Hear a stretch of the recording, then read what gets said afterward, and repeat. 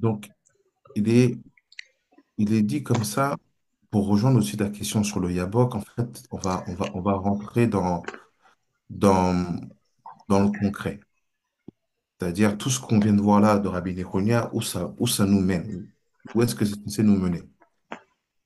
Il dit, il dit comme ça. Il dit, je vais pas tout lire, je vais juste aller dans les endroits précis. Voilà,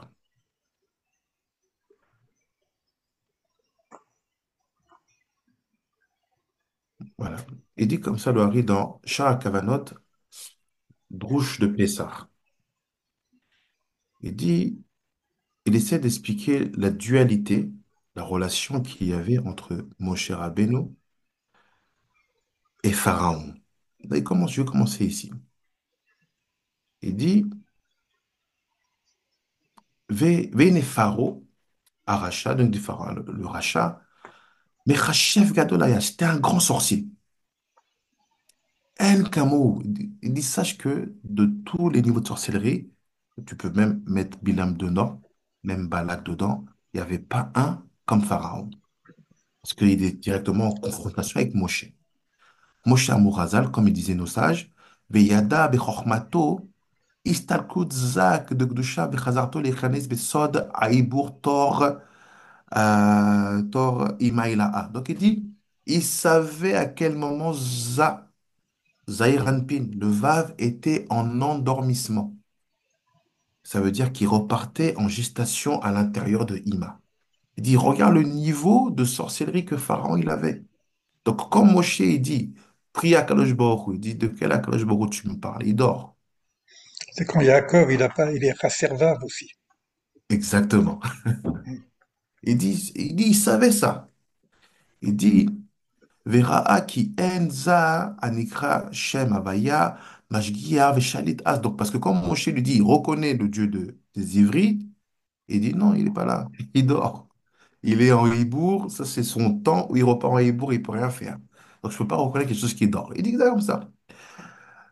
ואז בעולם, ולכן בא משה עליו השלום כפר בעיקר. Donc, c'est pour ça il était coffert, il était hérétique. Il a dit non, Dieu, il ne sert à rien, il dort. Après, il avance de Hakadosh. Il dit, il dit ceci.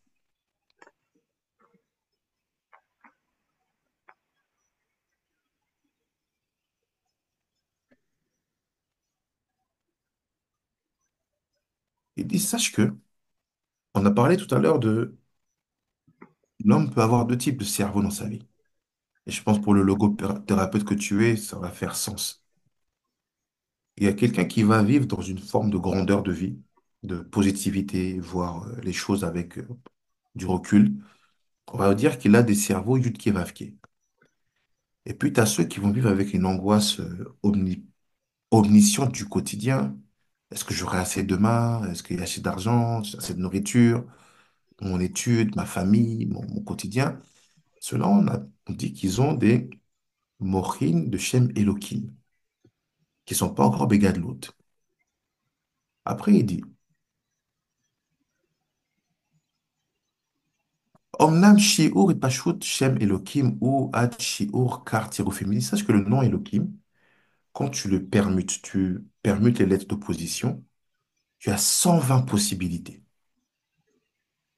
Il dit, car tirufim sheyesh bo kenoda, ki kol tevat bat chamesh otiot, bonnet, car batim.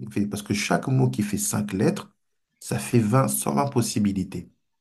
Ve elu akar tirufim, c'est 120 tirufim du nom Elohim, em beprinat madrigat akedusha.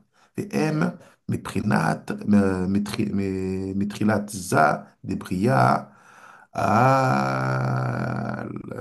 al-Sod, al-Siak et Beauvoir et Tzleno. Donc il dit, sache que, et là on parlait de ce côté, comment on devient un peuple d'élite spirituelle, comment on s'élève. Il dit en fait, il y a une échelle à monter, il y a une élévation à avoir. C'est cette fameuse échelle qui voit Yaakov. Tu veux pouvoir atteindre un niveau où dans ton quotidien, dans ta manière de vivre tes halachot, tu atteins les Sherakim, sache qu'il faut franchir les 120 paliers du Shem Elohim.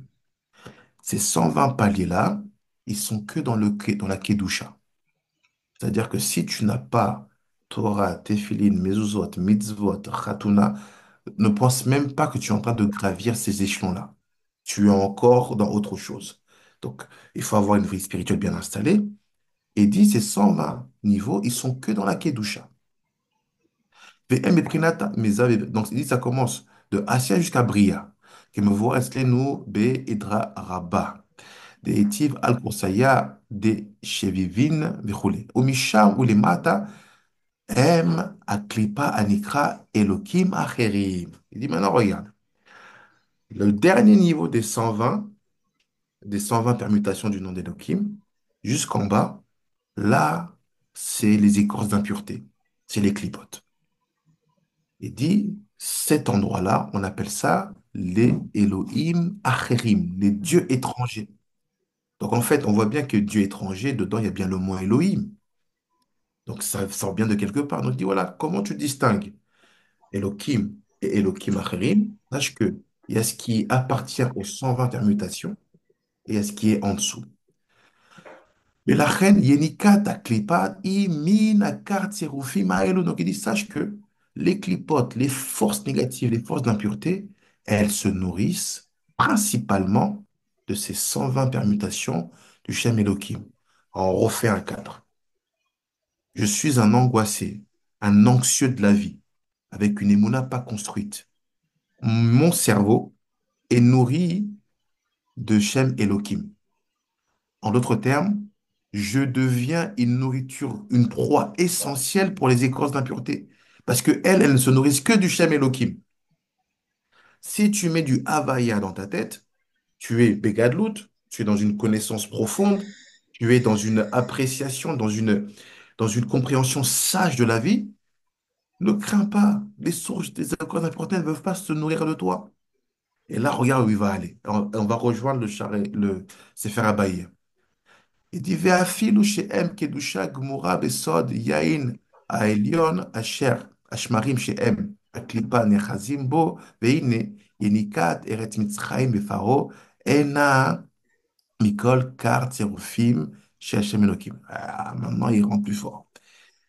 Il disait au début, il disait, sache que la terre d'Égypte, et cette terre d'Égypte, on l'a vu tout à l'heure, c'est cette gorge-là qu'on appelle Mitzrayim, parce que la gorge, elle est étroite. Elle relie la tête et le corps. Il dit, Mitzrayim, sache qu'on parle d'ici. Il dit, tu sais, ici, eux, ils se nourrissent effectivement du Shem Elohim, mais pas de toutes les lettres. Et là, il va donner des... On va comprendre ce Rachéret et ce Rocher. Il dit, ils se nourrissent pas de toutes les lettres. Rak, Min, Mar, Tserufim, Acharonim. Il dit, ils se nourrissent que des 48 derniers combinaisons de lettres. Shebo, Atluim, Betotiot, Yud Mem. Il dit là-bas, ils se nourrissent que des permutations de lettres qui commencent par Yud et Mem. Yam, Yom, tout ce dont parle Rabbi Nechunya. Donc il dit, sache que Les 50 portes aussi. c'est ça. Il dit, tout ce qui concerne la connexion à ce organose passe automatiquement par un combat qui va être lié à l'épaisseur des os, Yam, Shiratayam, qui va être lié, quand tu répares Yam, tu mets un vav, ça fait Yom, et fait tout se passe là-bas. Donc quand on parle de Mitzrayim, bien sûr, on a besoin d'avoir un sens littéral et appeler ça l'Égypte, bien sûr.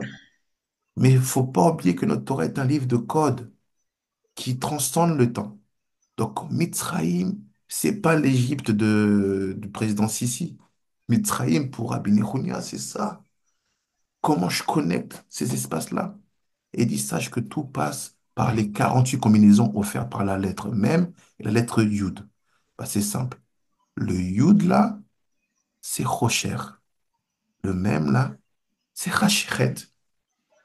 Chacune offre des combinaisons. Même on sait que elle est féminine parce qu'elle fait comme un utérus. Mhm. Yud, c'est le Zera, c'est la semence. Min Elohim, il fait les deux dernières lettres de Yud même du nom Elohim. Kanoda, il fait comme c'est connu. Qui kat tirofim matrilim be hot aleph, bekad be hot lamed, bekad be hot he, bekad be hot yud. Il fait à chaque fois, il y a 24 permutations qui commencent avec une lettre. Donc on a 24 permutations avec la lettre yud et 24 permutations avec la lettre même. Ce qui nous fait 48. C'est le secret de Ham. On va y arriver. Voilà ce qu'il dit. Au mispar kulam m car tirofim. Fait donc, quand j'additionne toutes les 5 lettres, ça me fait 120 combinaisons. Vezé sod, mi, Hachem, Asher, Eshma, Bekolo. Il fait, c'est ça le secret du mot. Qui est Dieu pour que j'écoute de sa voix, dit Pharaon? C'est quoi? Mi. C'est quoi ce mi? Même Yud. Ça rappelle ce très beau pérouge du Zohar. Il nous parle du mi et du ma. Mhm. Des mi, il fait mi Hachem, c'est qui ce mi? Il fait parce que pour Pharaon, à ce moment-là, il ne voit que la dimension du mi. Voilà ce qu'il dit. Là, c'est Hachem, intéressant quand on a séparé les eaux en deux. Le Hamaïm, si je mhm. prends Hamaïm, je coupe en deux, j'ai Miema. Exactement. Après, il dit, vais je pas bécole pour que j'écoute sa voix. Pourquoi il dit ça? Ki bekoa yenikat min ma tzerufim acharonim ke neged shneotiot, même yud, chez le Kim, aya, kofer. Donc il dit, d'où venait la force de la sorcellerie de Pharaon? C'était de ces deux lettres-là, du Shem Elohim, qui sont composées de 48 lettres. Là, je fais une petite parenthèse, Rabbi Eliyahu. C'est pourquoi quand on fait le grand rabbinat d'Afrique et que on va mettre les pieds sur le terrain, on sait quelle force on a contre nous. Et on sait qu'à ce niveau-là, on ne peut pas donner aux gens un outil qui serait trop chatte. Parce qu'en fait, les forces en face, elles sont terribles. En connaissance et en compréhension de ce que c'est que la mystique. Et là, je plaide un peu pour mes frères bantous israélites qui, des fois, se retrouvent dans vos cours sur Internet et qui vous harcèlent de questions sur la mystique. C'est même pas qu'ils le font exprès. C'est que leur quotidien leur oblige à avoir une compréhension de cela pour pouvoir tenir. Sinon, ils ne peuvent pas. Voilà ce qu'il dit. Il dit que la capacité des sorcelleries de ces gens-là, ça vient du même et du Yud. Et qu'au faire. Ou Bishem Havaya, les fiches Mochin de Havaya de Gadlut, Aya, Mitgalim, Aeta, Yenikato, Mina, Otziot, Mi, Shel Elohim. Il dit parce que le fait que le cerveau ne soit pas dans l'agrandissement, on n'est pas dans une profusion attiloutique, on n'est pas dans une haute noblesse de nous-mêmes, et fait tes cerveaux, c'est Elohim. Sache que là, c'est compliqué. Tu génères des situations assez compliquées. Après, il le dit. מתבטלת כנודע, והוא בראותו שהיה לו אז יניקה ואחיזה בשם, באותיות מי של אלוקים הייתה הוראתו כי לא נגלית הוויה ולכן היה כופר בשם הוויה. Donc il explique la relation de Pharaon et de Kadosh Baruch Hu par rapport à cette période-là. Il dit, maintenant je saute un peu. Voilà ce qu'il dit ici. Il dit, il fait למעלה שתי אותיות, ואלה בקרבו רוצים לומר ששתי האותיות אלה לאלוקים אשר לא היה לפרעה, אחיזה יניקת באם היה רוצה להרחיתו על ידי לחברותם עם בית אותיות מי. Il dit quelque chose de très particulier. Il dit, sache que même si les lettres Yud et Mem de Elohim, ils sont en fin de mot, en fait, elles sont supérieures aux autres lettres Aleph et Aleph Lamed He.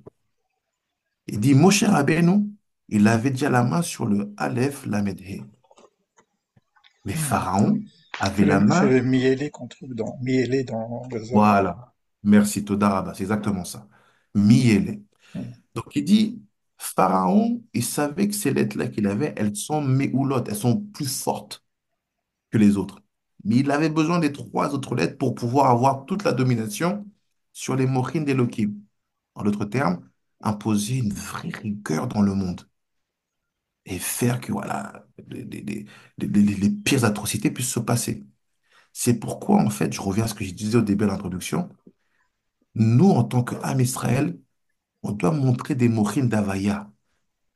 Quand on montre des mochim d'Elohim, on nourrit les clipotes plus que les autres parce que les clipotes, quand elles voient que nous, un peuple kadosh, on utilise des mochim d'Elohim, ils disent, oh, là, la nourriture va être de qualité. Donc la tentation pour nous, la plus grande tentation, c'est de ne jamais tomber dans les mochim d'Elohim. Parce qu'à ce C'est l'erreur moment-là, c'est l'erreur de Spinoza, ça, hein. exactement, C'est l'erreur de Spinoza, le panthéisme. c'est ça, C'est fou, hein. c'est fou. Ça explique tout, hein. C'est fou, hein. Après, il dit, Otiot miele asher bekirbo shel paro, chez ou yonek, parce que lui, Pharaon, il se nourrissait de même et de Yud. Viens l'aider, itrabrota, yushlam, shem Elohim. C'est ce qu'il voulait faire, réunir les deux. Maintenant, regarde ce qu'il dit. Regarde ce qu'il dit. Car c'est vrai, hein, Ve'em cham mar terufim, ve'lachen. C'est pourquoi, vu que ces deux lettres-là, même et Yud, elles sont supérieures à Aleph, Lamed, et, la reine Nikra Eretz Mitzraïm, Eretz Cham. Il dit, non seulement, pourquoi on appelle Mitzrayim Eretz Cham? Il fait, c'est pas parce qu'il fait chaud là-bas, c'est pas parce qu'il y a le soleil, il fait bon, bien sûr, mais on est des Chachamim. Il dit, on appelle Mitzrayim Eretz Cham parce que c'est une terre qui est nourrie par les deux lettres qui ont 28, 24 plus 24, 48 compositions.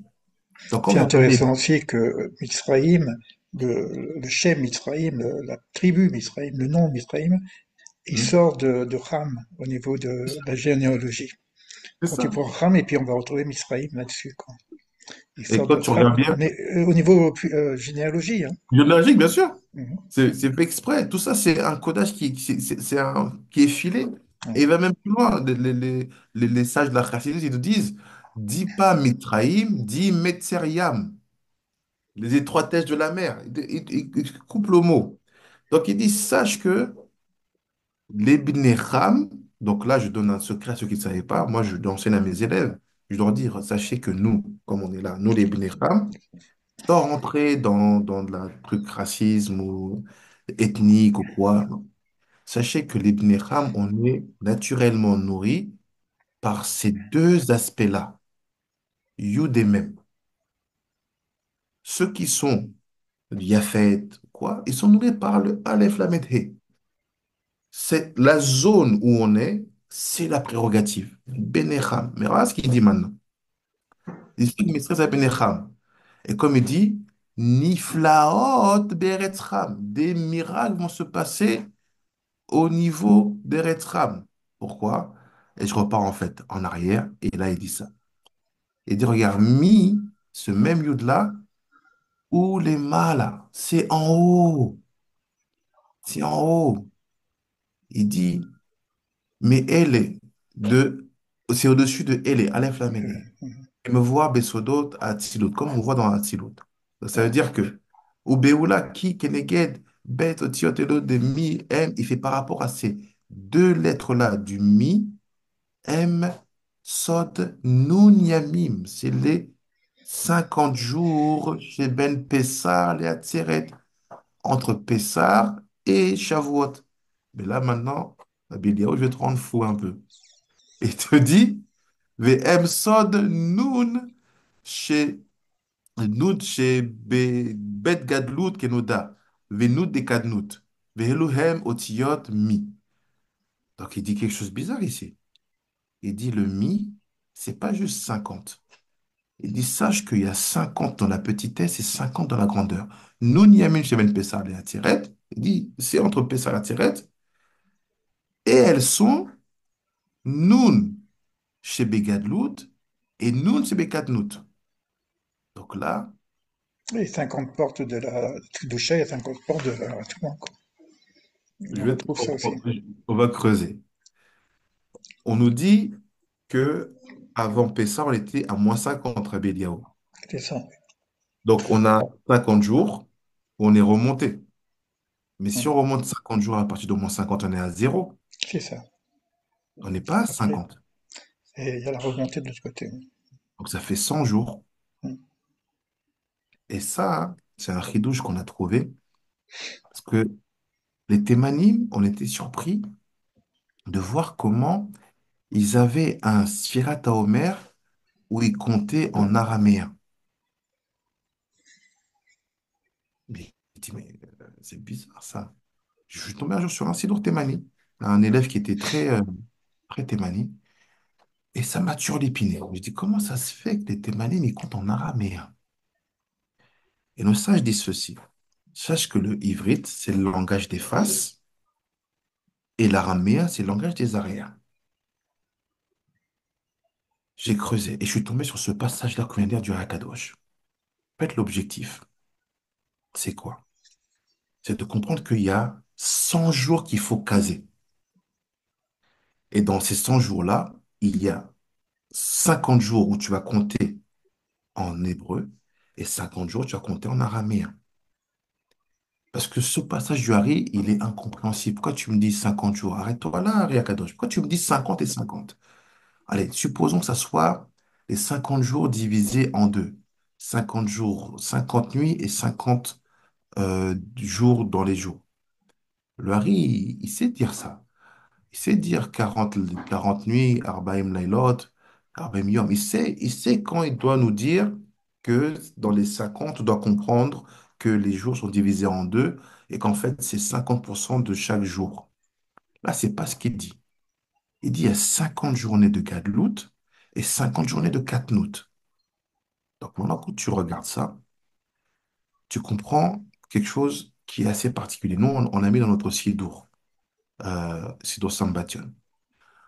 On a fait comprendre aux gens, en fait, grâce à Rabbi Nechounia, qui dit que l'araméen, qui est un langage des arrières, il va avec le Ktav Ashuri. Et l'hébreu, qui est le langage des faces, doit aller avec le langage ivri.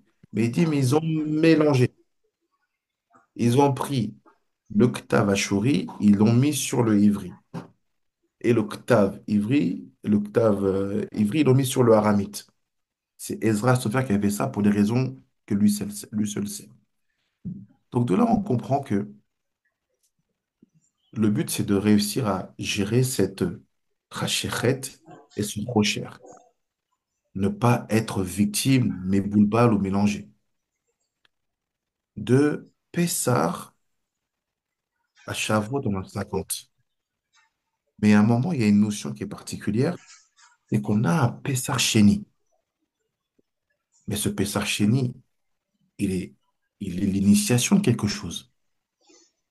Donc en fait, ce qui est étrange, on l'a vérifié, hein, si tu commences Pessar, Shavuot, tu comptes tes 50, mais qu'à partir de Pessar Chéni, tu commences aussi un autre compte des 50, mais en araméen. Tu te retrouveras que tu vas finir ton compte des arrières le 3 Tammuz, le 4 Tammuz. Il te restera exactement 13 jours avant le 17 Tammuz, qui était le jour du don de la Torah. Parce que, qu'on oublie, c'est que le 6 Sivan, c'est pas le don de la Torah.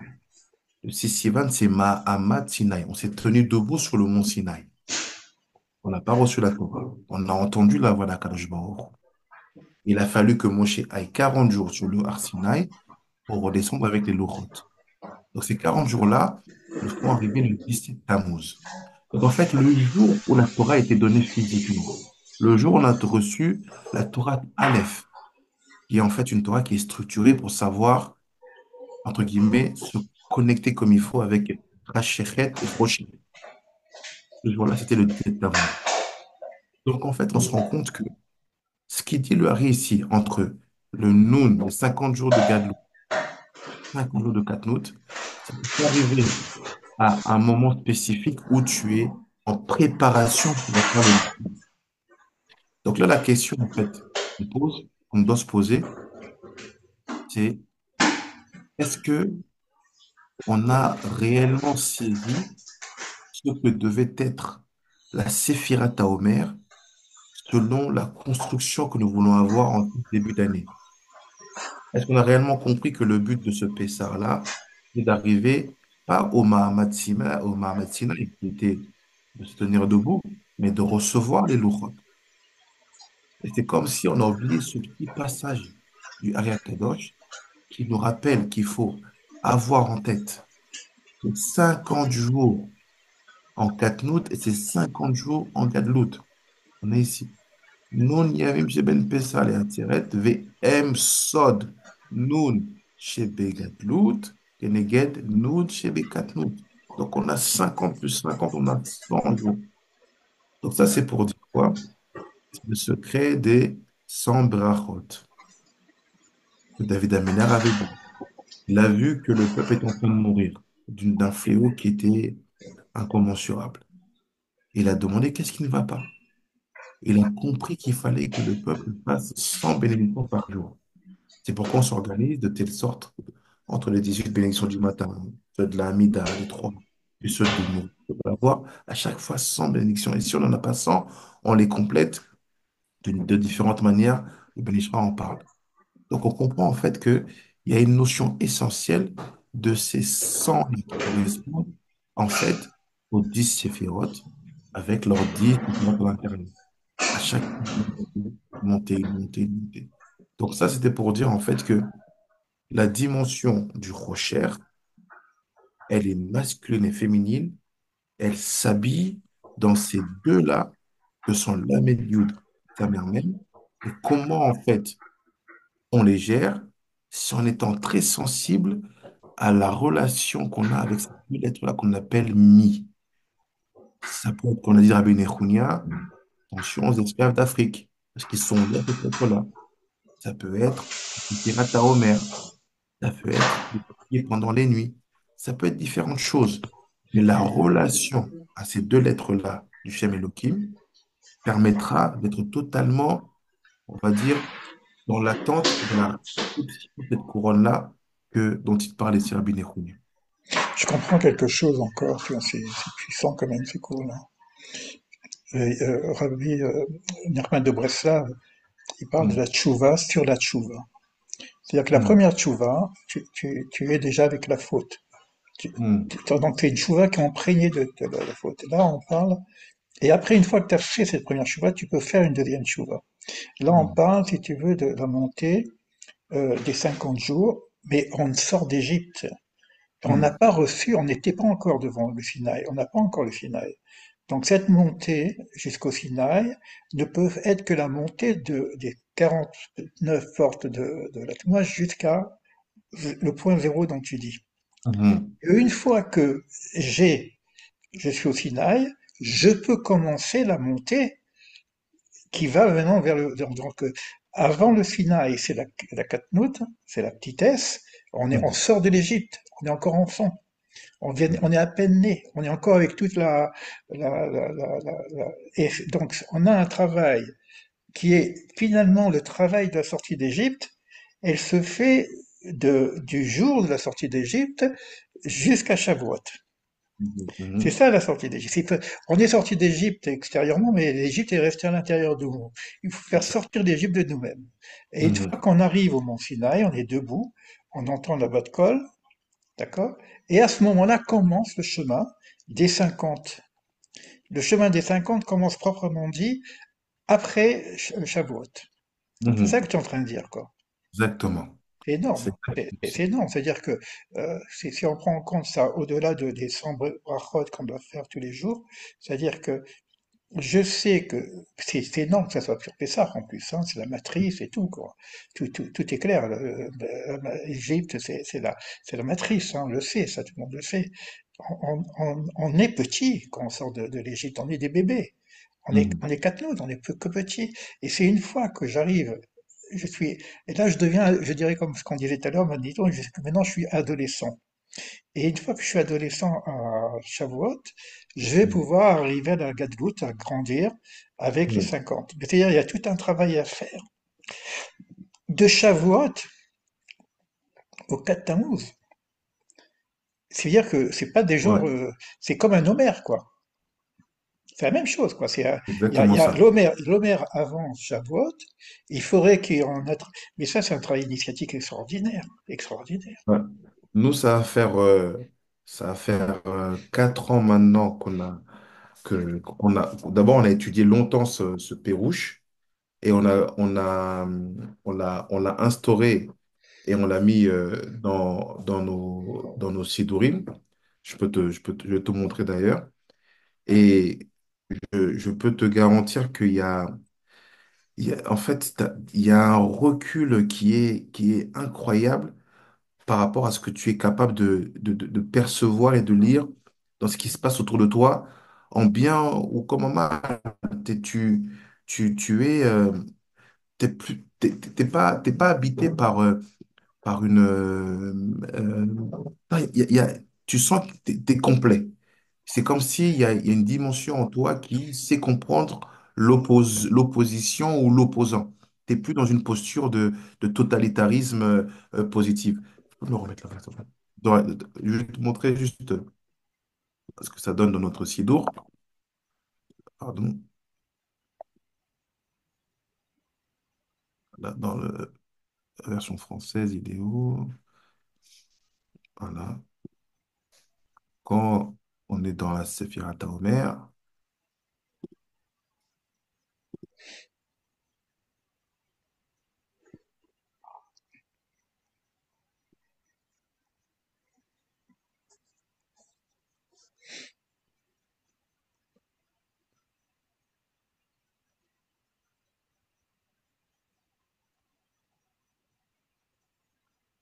voilà.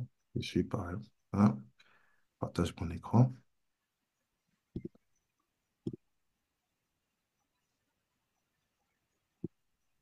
Tu vois, là, par exemple, on a le Sidour. Donc, on commence la Sephirata Omer normale. Donc, après, on a nos bénédictions, on brachot. Donc, on commence Nissan. On recesse Nissan, on continue, on continue. Et quand on arrive ici, tu vas voir, ta, ta, ta, ta, ta. Voilà, 14 Iyar. 14 Iyar, voilà. Le 14 Iyar qui est en fait Pessar Sheni.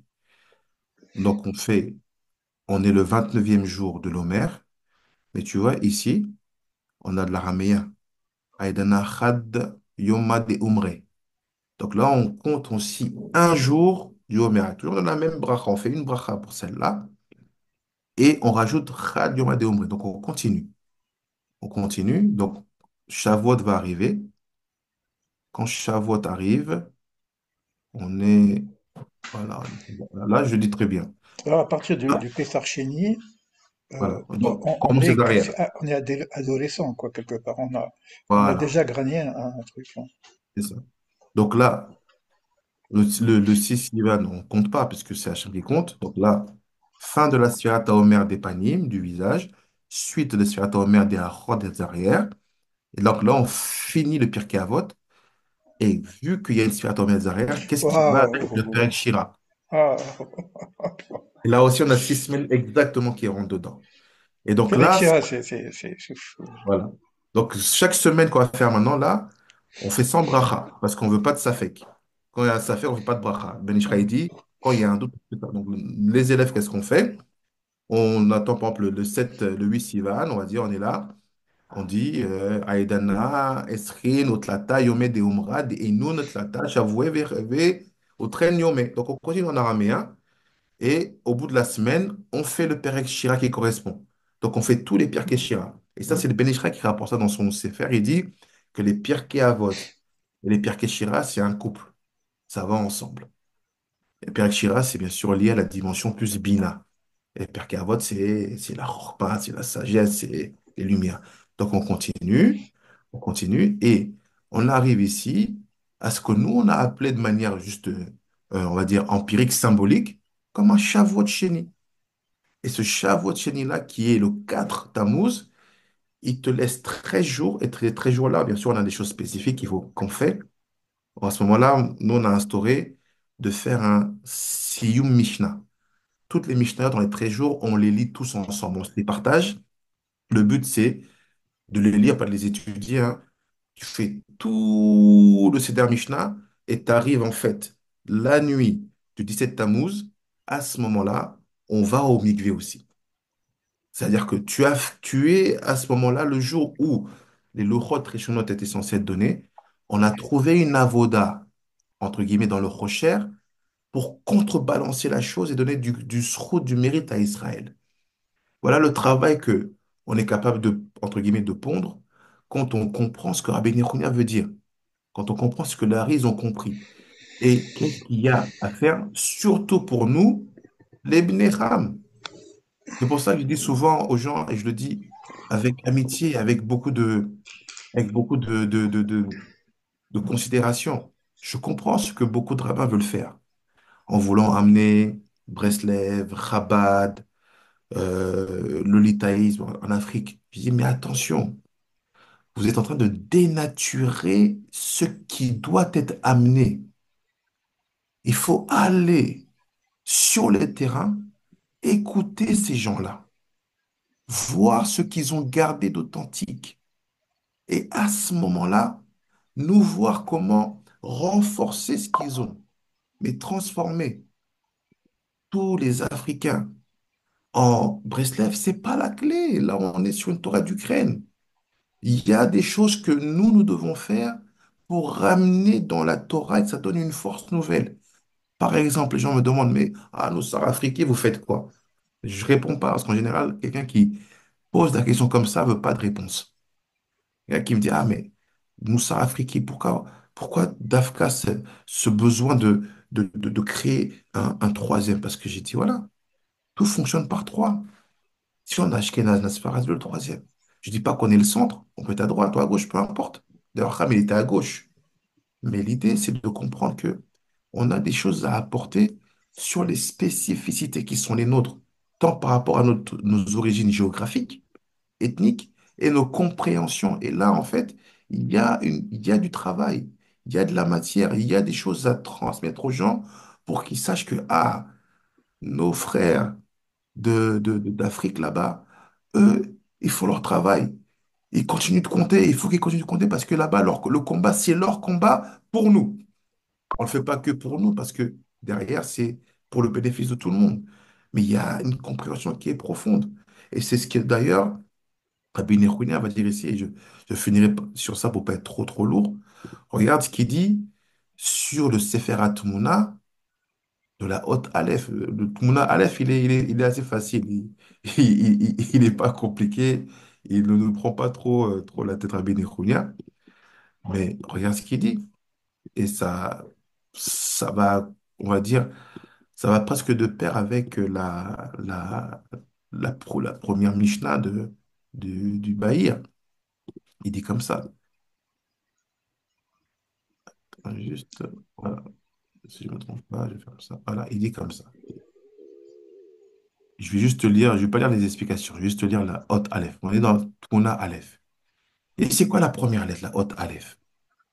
Il dit haute Aleph, Moré, Keter Elyon. Il fait, c'est le Keter Elyon. C'est quel Keter? C'est celui qui est créé directement par le Rocher lui-même. Cet Atara dont il a parlé, qui est créé en fait par cette dimension-là du Rocher et de la Hachéret, qui sont satisfaits et qui viennent vers toi avec bienveillance. Il dit Vetsiuro More Gimel Midot. Et fait son dessin, il montre trois qualités, trois midot. Gimel Midot, Chochma Bina Tiferet. Il dit sache que le Aleph, il est là. Les deux Yud et le Vav. Exactement. Ça veut dire en fait que le Keter dont il parle là-bas dans le Sefer Abaïr nous demande quoi? De la sagesse, de l'intelligence et de l'harmonie. C'est pourquoi on ne cesse de dire à tous nos frères, bénis Israël, il ne faut pas qu'on soit dans la haine parce qu'on est à contre-emploi. Même si ça nous fait mal d'être insulté par les autres, on doit être dans une constitution harmonieuse de l'argumentaire, de la compréhension, de la vision. On doit être dans la réclamation constante de l'harmonie parce que c'est une pierre essentielle, pour pas dire angulaire, de la construction de ce qu'éther-là, qui est le Aleph, qui est quoi? La dimension dont il parle dans le Sefer Abaïr. cette couronne que crée lui-même le Rocher, qui, Gam Tiferet Atzmo, Mimidat Aleph. Il fait, parce que sache que l'harmo- l'harmonie, le Tiferet, lui-même, il est une incarnation du Aleph. Donc c'est étrange. On dirait quoi? Ah, mais le Rocher, c'est mauvais, c'est méchant, ça détruit. Il dit non. Sache que cette couronne-là qui vient du Rocher, elle ne peut se manifester que dans l'harmonie. Quand tu comprends que celui qui est différent de toi n'est pas inférieur à toi, quand tu comprends que l'argumentaire qui est la marloquette n'est pas là pour te diminuer, mais que toi, tu l'intègres et que vous fassiez un troisième pont. Et c'est pour ça que nous, on se bat. Parce qu'on sait que ça, c'est l'incarnation de la noblesse. Oui, un instant. C'est l'incarnation de la noblesse du âme Israël.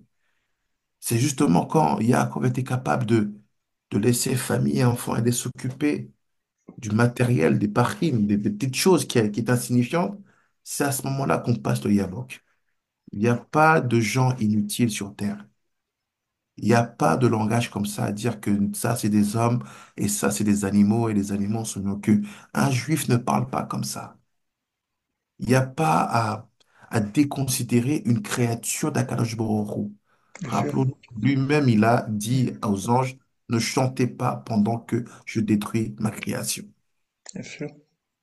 Et après, il dit, c'est l'harmonie. Il fait, sache que l'harmonie lui-même, il est le Aleph. Il est le Aleph. Il dit, Ve Aleph, Lachon, va la chorma. Il fait ce Aleph-là, c'est pour dire un langage. Et Vers je la vais fin, Chorma, t'enseigner la ce qu'il dit à sagesse. Job, ce qu'il dit à Job. Exactement. Et toi, je t'allécherai. Voilà. Je vais Et t'alléger. le verset, je me le rappelle par cœur parce il m'a allumé ce verset. C'est 33 de Job. Tais-toi, Exactement. et je t'allécherai. Voilà. C'est Je vais puissant, te quoi. faire un Aleph. Et Ah. c'est Et Aleph, c'est aussi enseignement, quoi. Mais je c'est ça. t'enseignerai non plus par le Lamed, les Lamed, Aleph. mais par le Aleph, Aleph frais. Voilà. Il y a un enseignement par le Aleph qui est classique, etc. Mais il y a une enseignement qui demande le silence. C'est ça. Tais-toi. Et ce Aleph-là, nous aussi dans le jargon, bien sûr, après il y a des Kiddushim qui peuvent se rajouter, Rabbi Yehuda, il a à tout le monde. Nous, on le comprend aussi pour nous dans Torah Aleph. Ouais, Torah Aleph, bien sûr. Torah Tais-toi, je Aleph. t'allègerai. Ouais. Je vais te faire à la faire. Chorma. Il y a une chorma qui est là-bas. Il y a une chorma dans la Torah de bête, bien sûr. Pas dire le contraire. On a tous les sfarim qu'on a.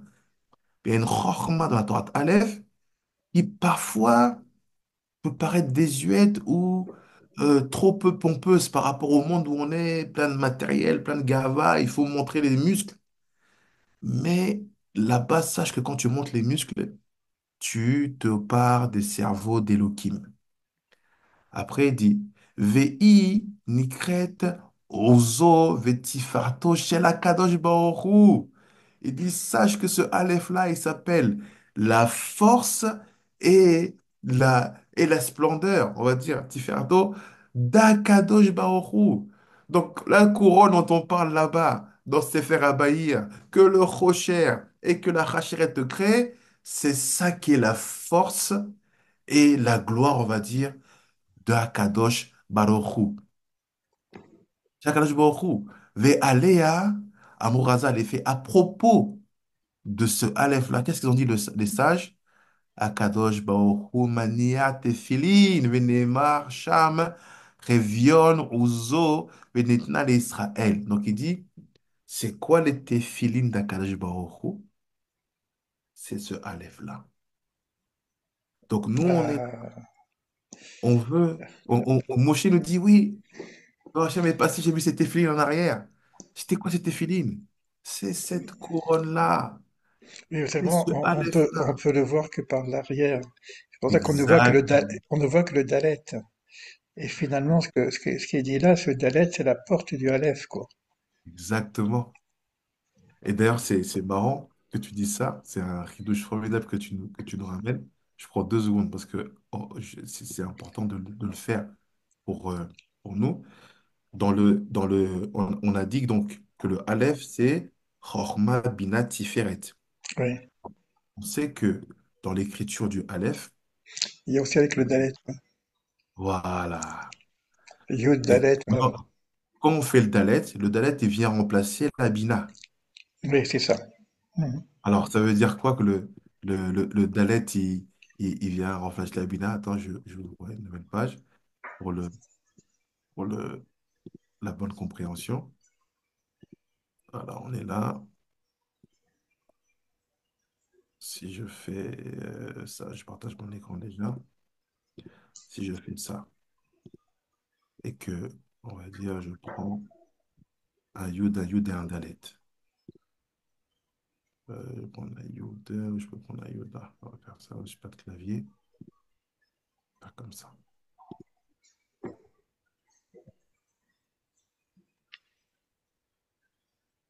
Yud, Yud, Dalet. Yud, Vav, Dalet.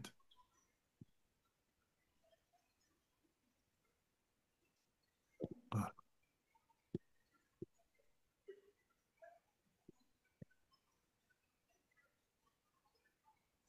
On va essayer de le composer à notre sauce aussi. On va essayer de peut-être comprendre quelque chose parce que tu nous l'as sorti superbement. Donc, on a, voilà, C'est Roger, le Yud. Roche, on a le Vav, qui va être Tiret, et on va voir le Dalet. Donc, donc au début, Rabbi Nechonia, il nous explique que le Aleph, il va être un Yud, Yud. Donc, le Dalet, il va remplacer, Il a repassé un Yud. voilà.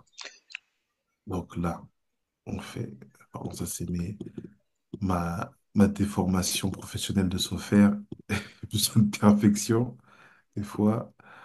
Voilà, donc on est comme ça, voilà, là, comme ça, voilà. Bon. Et là, le dalet, en fait, il doit venir comme ça. Voilà, il doit venir comme ça. Ah, tu te débrouilles bien, hein? Ah, j'ai la chance d'avoir un bon maître en sofroute. Donc, pas de Non, mais problème. même, là, c'est de la graphie aussi, quoi. Donc, on est là, comme ça. Donc, ça veut dire, en fait, que là, c'est la bina qui est remplacée. Mais pas très bon mot, Aleph, désolé. D'accord, oui, c'est d'accord. Je Ça ouais. veut On dire sait que que c'est c'est la un... bina qui est remplacée. Et la bina, elle devient un dalet. Hmm. Si c'est le dalet qu'on voit, et la bina qui est remplacée, ça veut dire en fait qu'à ce moment-là, il y a un secret qui est fort, c'est que ici, dans la bina, il faut bien qu'il y ait les quatre cerveaux.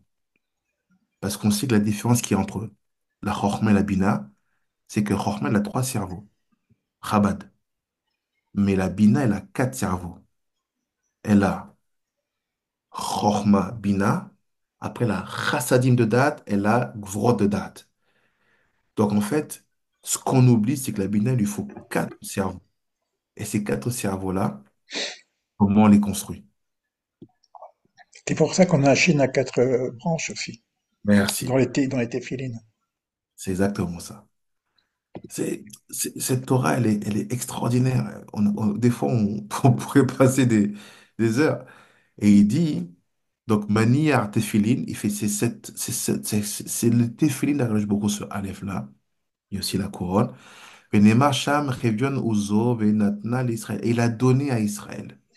Donc, en fait, la mitzvah des Tefillin participe grandement, doit participer grandement à connecter avec la première Mishnah du Bahir.